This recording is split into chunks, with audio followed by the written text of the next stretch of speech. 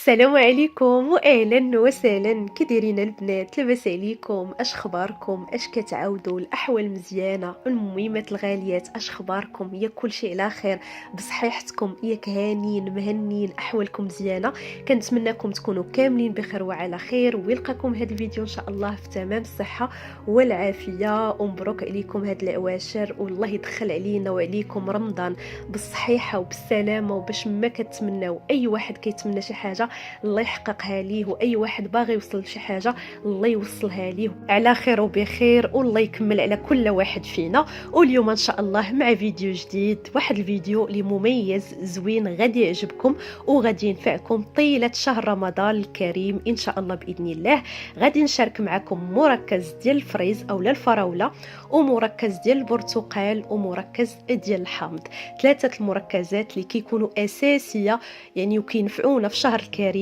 يعني كينفعونا في جميع العصائر، ما كنحتاجوش اننا نزيدوا السكر، فقط الماء والفواكه، او لا كنضيفوا غير الماء وكنحطوهم هكاك عصير اللي كيجيو صراحه منعشين زوينين ساهلين مالين، وكيخرجوا لينا هكا كميه كنحتفظوا بها في المجمد، وكما قلت لكم كدوز لينا الشهر كامل ديال رمضان. وغتهنيك من تماره ديال كل نهار خاصني نوجد الحامض، يعني كيكونوا هاد المركزات في المجمد وقت ما احتاجيتوهم كتجبدوهم.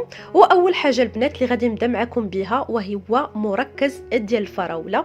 هنايا البنات كنت جبت انايا 3 كيلو ديال الفريز، بطبيعه الحال غادي نستعمل 2 كيلو فقط. كما شفتوا معايا في الاول غير جبتو درتو في البانيو، درت واحد القطيره ديال الخل وغسلته بالنباته ديالو، ما كنحيدوهاش لاننا الا حيدناها كيشرب لينا الفريز هذاك الماء وما كيجيناش هذا المركز ديال الفريز زوين. كنغسلوه بهذيك النباته ديالو، كنغسلوه مزيان تقريبا 5 ديال المرات. راكم عارفين الفريز كيكون فيه داك التراب اللي هو رقيق، خاصنا نغسلوه ونعاودو نغسلوه ونعاودو نغسلوه. من بعد ما كنغسلوه يعني كنخليوه يبات اولا نديروه في الصباح ونخليوه في العشيه، خاصو ينشف تماما من الماء. انا خديت واحد البلاطو، فرشت واحد المنديل وخليته حتى نشف، وكما شفتوا معايا هنايا حتى كنشف ليا مزيان، عاد كنحيد ليه ديك النباته ديالو، وكنقسم كل فريزه على 4 اولا على 2 على حساب الفريز اللي عندكم، واش كبير اولا صغير. انايا خديت هذا الفريز اللي كيكون كبير. واهم حاجه البنات اختاروا الفريز اللي كيكون حمر، يعني كتكون هكا الجوده ديالو مزيانه، ما تاخذوش هذاك الطايب بزاف ما كيجيش زوين. ناخذوه يكون اللون ديالو حمر وكيكون هكا كبير وكيكون زوين. صافي هنايا كما شفتوا معايا بعد ما حيدت ليه النباته قطعته بهذا الشكل هذا. كل كيلو تقريبا درتو هكا في هذا البانيو هذا، وضفت عليهم 2 كيسان ديال سنيده. الكميه الاولى ديال الفريز درت 2 كيسان ونص ديال السنيده، والكميه الاخرى الكيلو الاخر درت فيه 2 كيسان ونص ديال السنيده. غادي نخلطهم مزيان مزيان حتى كيتخلطوا ليا. من بعد غادي نغطيهم بالسلوفان وغادي نخليهم يبقاو ليله كامله البنات. ما تزربوش عليهم، ماشي تقولوا غنديرهم واحد ساعتين ولا 3 سوايع وغادي نطحنوا وغادي لا، خليوه يبقى ليله كامله. حنا الغرض ديالنا خاص هذيك سنيده يعني وهذاك الفريز كيطلقوا لينا هذاك الماء ديالو اللي كيكون على شكل سيرو، وهو اللي غادي نطحنوا به. يعني ما غاديش نزيدوا الماء او لا غنزيدوا شي حاجه اخرى، ما غنزيدوا والو. وكما شفتوا معايا راه خديت واحد الحبه ديال الحامض اللي عصرتها. ضروري البنات مني تقطعوه عصروا عليه الحامض باش ما كيتغيرش لينا اللون ديالو، كيبقى اللون ديالو احمر كيف ما هو. الا ما درتوش الحامض اللون ديالو كيتغير. عاد كتضيفوا السنيده وكتخليوه كما قلت لكم ليله كامله. المهم البنات هنايا بعد ما خليته ليله كامله، هنايا غادي ندوز مباشره نطحنو. كاينه طريقه اخرى، كاينين الناس اللي كيطيبوه ولكن كياخذ هكا الوقت، كتبقاي مقابلاه كتحيدي هذيك الكشكوشه اللي كتكون من الفوق واللون ديالو كيتغير. انا مجرباه مطيباه ومجرباه هكا بلا طياب، انا كنفضلو كيبقى البنات هكا احسن وافضل. صافي هنايا كندوز كناخذ كميه بكميه وكنطحنو.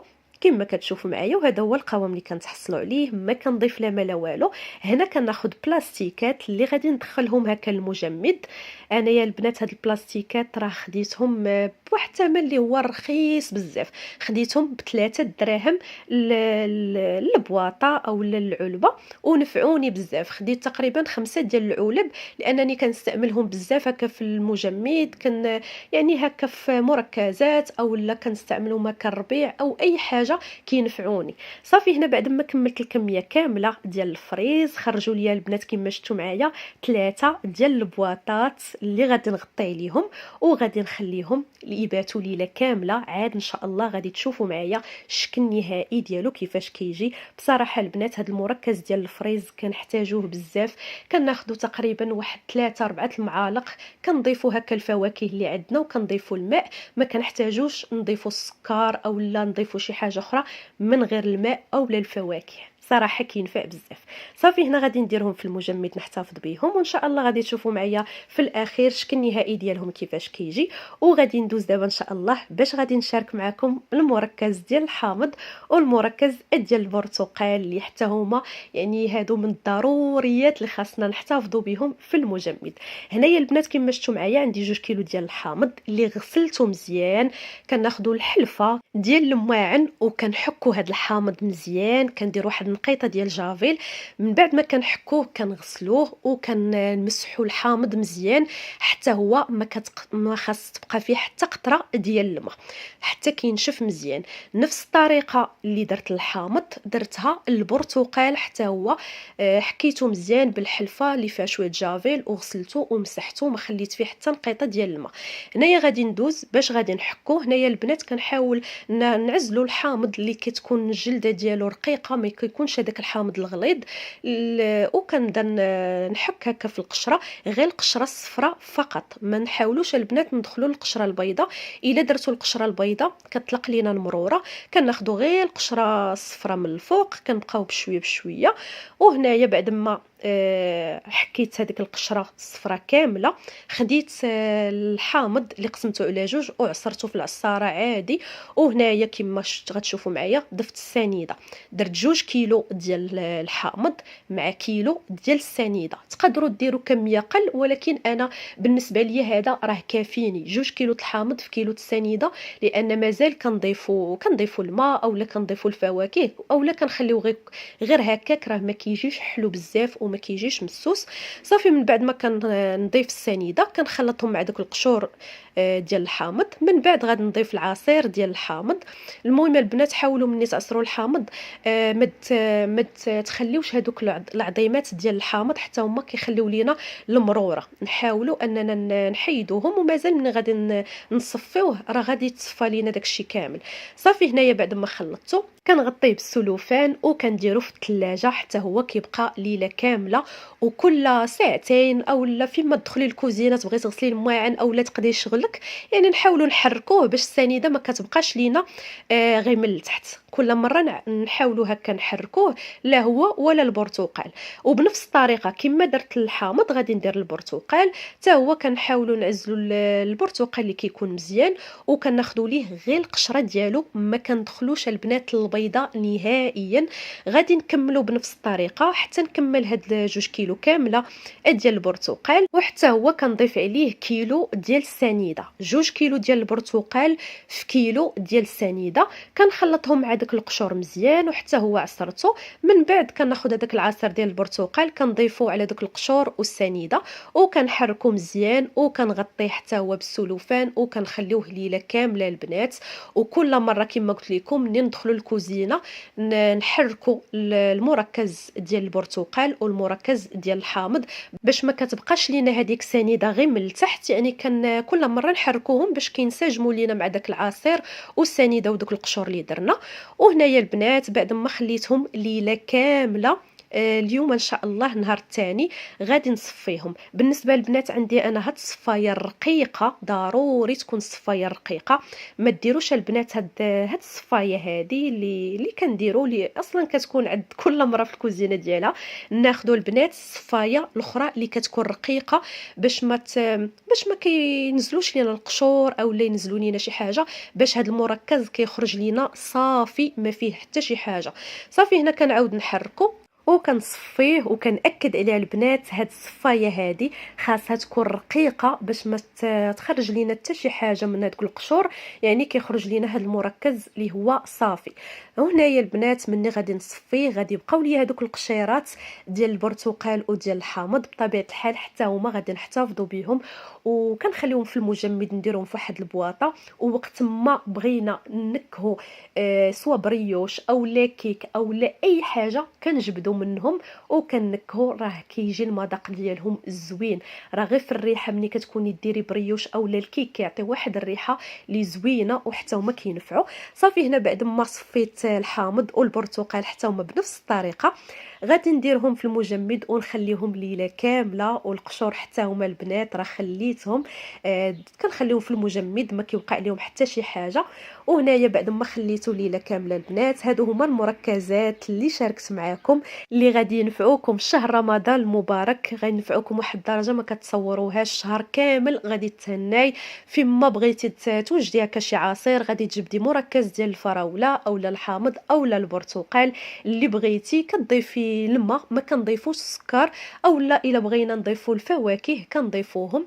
يعني كينفعوا بزاف البنات، انا كينفعوني وكل عام كنديرهم، ما كنستغناش عليهم نهائيا. داكشي علاش قلت غادي نوجدهم ونشاركهم هكا مع البنات، وحتى نتوما البنات غير وجدوهم والله حتى غادي ينفعوكم. هنايا كما شفتوا معايا خديت كاس ديال الماء، خديت واحد المعلقه كبيره ديال المركز ديال الفريز خلطته، وكناخذ الكاس الثاني حتى هو كندير فيه تقريبا معلقه ديال مركز ديال البرتقال، وغادي ناخذ الكاس الثالث غادي ندير فيه معلقه ديال الحامض. راه كيتهز لينا البنات بسهوله، والقشور حتى هما كينفعوا الا بغينا نسمو شي حاجه. اهم حاجه كينفعوا بزاف وغادي تهني الشهر كامل ديال رمضان من تماره. هذا هو العصير الاول كما كتشوفوا كيجي زوين هذا مركز الحامض. انا دائما هذا المركز الحامض كنديرو برمضان او لا، يعني ماشي ضروري يكون رمضان. ومركز ديال البرتقال وديال الفراوله كنتمنى البنات حتى نتوما تجربوهم، وانا متاكده غادي ينفعوكم وغادي يعجبوكم وما غاديش يبقاو يخطاوكم نهائيا. وان شاء الله ترقبوا الفيديو الجاي اللي غادي نشارك معكم فيهم واحد الحيل وافكار اللي غادي ينفعوكم في شهر رمضان، اللي غادي يهنيوك من تماره وغادي يهنيوك من كثره الوقيف في الكوزينه لواحد الدرجه ما كتصورش كيما كينفعوني انا. بغيت نتقاسمهم معكم باش حتى نتوما تستافدوا منهم وغادي ينفعوكم ان شاء الله باذن الله.